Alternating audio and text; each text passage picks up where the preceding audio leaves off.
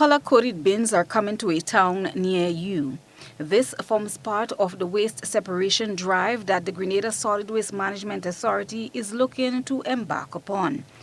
The project is an OECS-funded project under the Rimlet Initiative, which is to reduce marine litter. According to Myrna Julian, Senior Communications Officer at the Grenada Solid Waste Management Authority, a proposal was submitted to the OECS to assist with measures that will lessen the amount of plastic affecting the marine environment.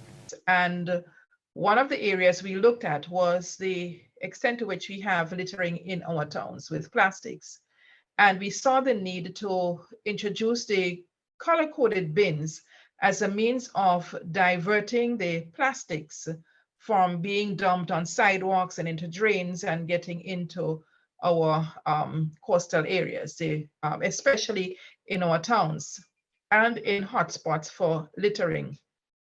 So we felt that the whole issue of plastics could not be addressed without the other waste streams.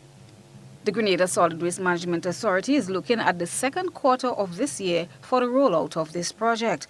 Ms. Julian explained what the different colors represent and what type of waste should be placed in them. So the other units, so the blue would be for the collection of plastic waste, mainly PET bottles and beverage containers, right? So water bottles and the soft drink containers that come in plastics.